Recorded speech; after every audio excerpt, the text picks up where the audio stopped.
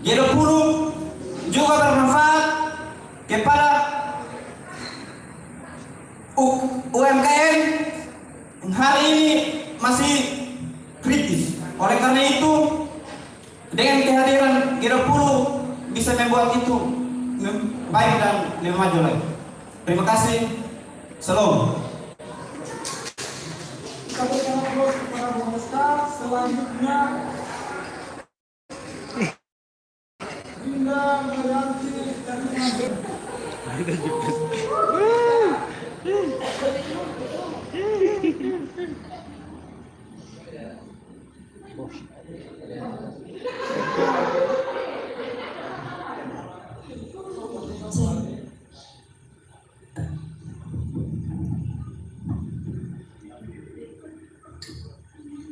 Cek mari satu dua tiga punya semangat. Hidup pemuda. Sekali lagi hidup pemuda. Bagi pemuda-pemuda yang tidak hidup tidak harus menjawab saya. Hidup pemuda. Terima kasih. Kesempatan ini adalah kesempatan yang sangat berharga untuk kita semua. Yang pastinya melepaskan keegoisan kita untuk tidak peduli terhadap orang lain adalah hal yang sangat buruk. G20 yang dilakukan di Indonesia, khususnya di Provinsi Bali, dilakukan pada tanggal 15 sampai 16 pada bulan November tahun 2022 ini menjadi cetakan sejarah yang paling baru yang ada di tanah air ini. Di bawah kepemimpinan Presiden Joko Widodo hari ini, kita melihat bahwa banyak cipiran-cipiran orang tidak dianggap oleh Jokowi. Beliau tetap maju ke depan membawa bangsa ini menjadi lebih maju ke depan. Negara berkembang dalam pandangan negara luar menjadi negara yang maju. Patut diberi apresiasi dan wajib kita sebagai anak muda di NTT mengambil hal itu sebagai hikmah untuk kita maju ke depan tanpa melihat di samping kiri dan kanan kita. Tapi ingat satu hal yang perlu kita ingat sebagai orang muda adalah ketika kita sudah berada di depan, kita jangan lupa teman-teman kita yang ada di belakang. Di belakang artinya ada beberapa hal yang membuat kita untuk melihat orang-orang yang ada di belakang. Ketika mereka kesusahan, patut untuk kita membangun. Hal ini tidak pernah terjadi di tempat yang lain.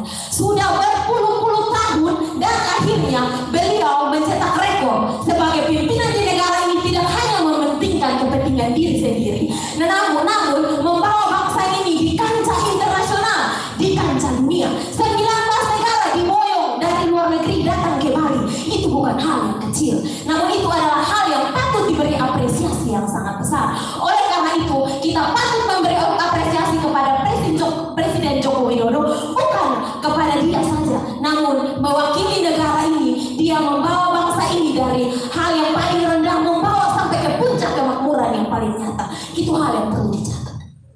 Hal yang kedua yang mau saya sampaikan dalam orasi ini adalah apa yang menjadi keuntungan dan untuk apa G20 ini untuk siapa? Untuk siapa? Untuk kita. Kita itu siapa? Saya, Anda, dan semua kita yang ada di sini. G20 ada sebenarnya bukan hanya untuk kita akan melihat bahwa hanya di Bali, berarti hanya di Bali yang diperhatikan. Tidak seperti itu. Namun kita juga patut memberi apresiasi karena Indonesia dalam khususnya Provinsi Nusa Tenggara Timur, Labuan Batu menjadi salah satu tempatnya, dan itu berada di provinsi ini. Lalu kita sebagai orang muda, apakah kita akan tetap tinggal diam? Kita tidak mau bergerak maju ke depan. Kita hanya berpikir bahwa ketika saya tidak mendapat bantuan berarti negara tidak memperhatikan saya. Salah. Yang patut kita berikan, yang patut kita syukuri adalah apa yang kita berikan untuk bangsa ini. Bukan kita pikir saja apa yang bangsa ini berikan kepada kita.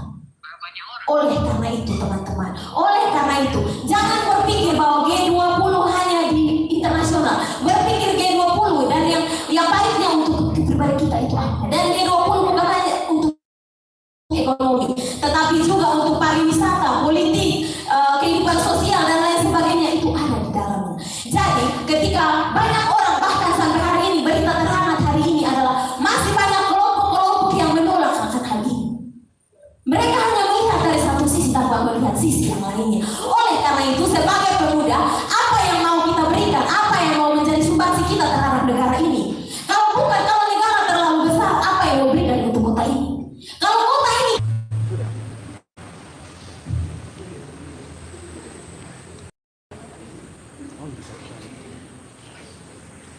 yang ke belakang kita sambut Bunda Dewi Yosmina.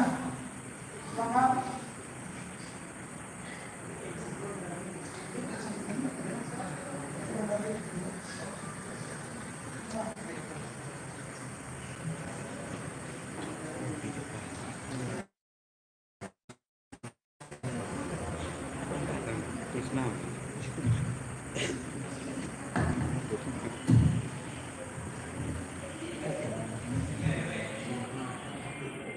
Shalom. Assalamualaikum warahmatullahi wabarakatuh. Om Swastiastu. Namo Buddhaya. Salam kebajikan. Walaupun tadi dimulai kegiatan ini kita tidak berdoa, tetapi kita tidak bisa menyangkali bahwa segala kemuliaan hanya bagi Tuhan. Yang terhormat, para pemimpin luar biasa yang telah hadir di tempat ini. Yang saya hormati, para panitia yang sudah berjerila mempersiapkan perlombaan pada saat ini. Yang saya hormati, para hadirin sekalian dan dewan juri yang saya muliakan. Kata orang tak kenal maka tak sayang. Karena itu izinkanlah saya untuk memperkenalkan diri. Perkenalkan, nama saya Dewi Yosmina Poton. Saat ini saya ingin menyampaikan orasi singkat saya dengan tema yang sudah ditentukan, yaitu untuk siapa, dan dengan subtema yang sudah saya pilih, yaitu tentang peran Indonesia dalam pertemuan G20 dalam mendukung kemajuan pertumbuhan ekonomi global. Dewan juri dan hadirin sekalian, sebelum kita membahas tentang peran Indonesia dan sebelum kita membahas tentang apa manfaat dari G20 itu sendiri, saya ingin mengajak kita semua terlebih dahulu. Kita harus mengetahui apa itu G20. Jadi G20 merupakan perpanjangan kata dari Group of 20. G20 merupakan sebuah wadah yang merangkul negara-negara maju dan negara-negara berkembang untuk mencapai tujuan bersama, yakni menghadapi krisis-krisis dunia. Ada 20 negara yang tergabung dalam G20, yaitu Argentina, Australia, Brasil, Cina, Kanada, Portugis, Indonesia, Italia, India, Belanda, Inggris, Amerika Serikat, Korea Selatan, dan sebagainya. Dewan juri dan hadirin sekalian, jika kita berbicara tentang peran pemerintah dan peran Indonesia dalam kegiatan tersebut, maka kita sedang membahas tentang kegiatan yang berlangsung di Bali pada hari kemarin dan hari ini, di mana Indonesia dipercayakan memimpin kegiatan kongres G20 di sana. Ada banyak hal yang harus kita syukuri, yaitu kita dapat melihat bahwa Indonesia dipercayakan, berarti ada sesuatu daya tarik yang dimiliki oleh Indonesia. Dewan juri dan hadirin sekalian, dalam pertemuan tersebut ada beberapa hal yang dibahas, seperti pembahasan tentang pertahanan, ekonomi.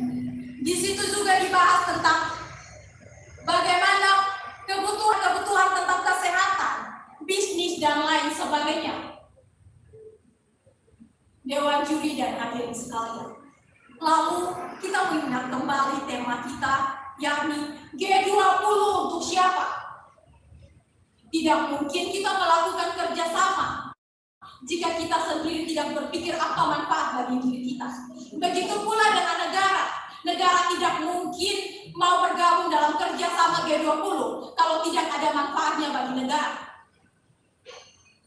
berbicara juga tentang peran Indonesia. Kira-kira apa peran Indonesia dalam kegiatan tersebut? Sebagai tuan rumah, Indonesia telah berkontribusi banyak hal dalam mendukung kegiatan-kegiatan tersebut. Indonesia sudah memberikan yang terbaik. Lalu bagaimana respon kita sebagai masyarakat Indonesia terhadap hal ini? Jika kita berbicara tentang manfaat dari kegiatan ini juga, kita dapat melihat ada 3 poin penting yang ingin saya sampaikan, yaitu poin yang pertama, dengan kegiatan ini, Indonesia dipandang layak dalam berkontribusi dengan negara-negara yang ada di dunia. Dan yang kedua, melalui kegiatan ini, sekarang ini Indonesia sedang dipandang dunia, sehingga Indonesia dapat memanfaatkan kesempatan ini untuk mempromosikan semua yang dimiliki oleh Indonesia, baik itu kebudayaan, agama, ras, dan lain sebagainya. Lalu apa juga manfaat yang didapat oleh negara-negara lain? Tidak mungkin mereka akan meninggalkan negaranya, meninggalkan rakyat yang dicintainya hanya untuk datang ke Indonesia. Tetapi mereka juga tentunya menginginkan sesuatu dari Indonesia. Kita lihat dan kita pelajari bersama apa sebenarnya tujuan dari pembentukan G20 pada tahun 1999. Jadi tujuannya yaitu untuk mempersatukan negara-negara agar saling mendukung dan berkelanjutan, sehingga negara-negara berkembang pun dapat menjadi negara maju. Indonesia sudah memberikan yang terbaik. Lalu bagaimana respon kita terhadap peran Indonesia itu sendiri? Apakah sebagai kaum muda kita hanya tinggal diam? Apakah sebagai kaum muda kita hanya datang mendengar tanpa mengetahui dan berkontribusi untuk melakukan segala sesuatu? Ingat, seperti Soekarno yang mengatakan, jika aku diberikan 1000 orang tua, akan kucabut.